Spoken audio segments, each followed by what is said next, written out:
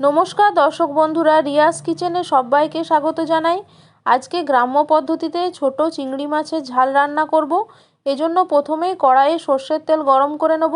তারপর এর মধ্যে আগে থেকে নুন ও হলুদ দিয়ে ম্যারিনেট করে রাখা ছোট চিংড়ি মাছগুলো তেলটা গরম হলে এর মধ্যে দিয়ে দেব।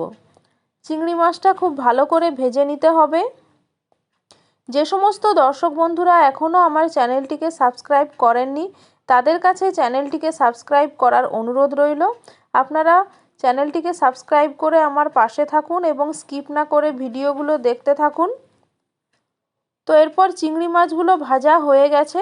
এখন এর মধ্যে আমি পোস্তর মতো টুকরো করে কেটে রাখা আলুগুলো দিয়ে দিলাম, আর এর সাথে পেঁয়াজটাও দিয়ে দিলাম। আলু পেঁয়াজ একসাথে টুকরো করে কেটে রেখেছি, এখন সেটা চিংড়ি মাছের ওপর দিয়ে দিলাম। এরপর চিংড়ি মাছ আলু পেঁয়াজ সমস্ত কিছু ভালো করে মিশিয়ে নিতে হবে এবং মিনিট দুয়েক মতো ভেজে নেব। তারপর এর মধ্যে আমি দিয়ে দেবো একে একে গুঁড়ো মশলাগুলো। প্রথমে আমি এর মধ্যে দিয়ে দিলাম পরিমাণ মতো নুন, নুনের পর দিয়ে দেবো হলুদ গুঁড়ো, এরপর দিয়ে দেবো আমি কাশ্মীরি লাল লঙ্কা গুঁড়ো। কাশ্মীরি লাল লঙ্কা গুঁড়ো দেওয়ার পর হালকা একটু নাড়াচাড়া করে নেব।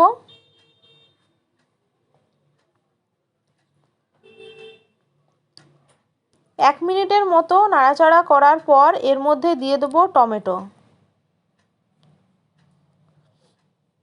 দুটো মাঝারি সাইজের টমেটো টুকরো করে কেটে রেখেছিলাম, সেটা দিয়ে দিলাম। টমেটো দেওয়ার পর অল্প একটু নাড়াচাড়া করে বা ভেজে নিয়ে আমি এখন ঢাকা দিয়ে রেখে দেবো মিনিট 10 মতো। খুব কম আঁচে ঢাকা দিয়ে রান্না করতে হবে যাতে ভেতরটা লেগে না যায়, আর চিংড়ি মাছ আলু টমেটো সমস্ত কিছু খুব সুন্দরভাবে যাতে সেদ্ধ হয়।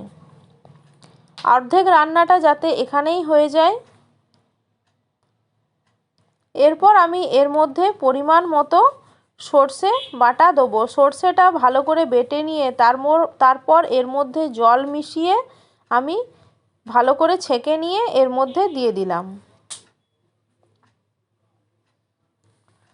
জল দেওয়া হয়ে গেছে, এখন আর কিছুই করার নেই। এরপর ঢাকা দিয়ে দিলাম এবং ঢাকা দিয়ে মিনিট 10 মতো বা মিনিট 5 মতো কম আঁচে রেখে রান্না করে নেব।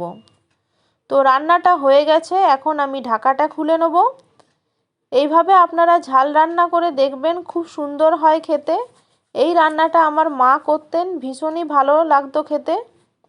ওপর থেকে এখন আমি কাঁচা লঙ্কা কুচি ও ধনেপাতা কুচি ছড়িয়ে দিলাম। তাহলে তৈরি হয়ে গেল গ্রাম্য পদ্ধতিতে বা ভিলেজ স্টাইল ছোট চিংড়ি মাছের ঝাল। যদি রেসিপিটি ভালো লাগে তাহলে কমেন্টসে লিখে জানাবেন এবং অবশ্যই লাইক শেয়ার ও সাবস্ক্রাইব করবেন। আপনারা সবাই ভালো থাকুন সুস্থ থাকুন এই কামনাই করি।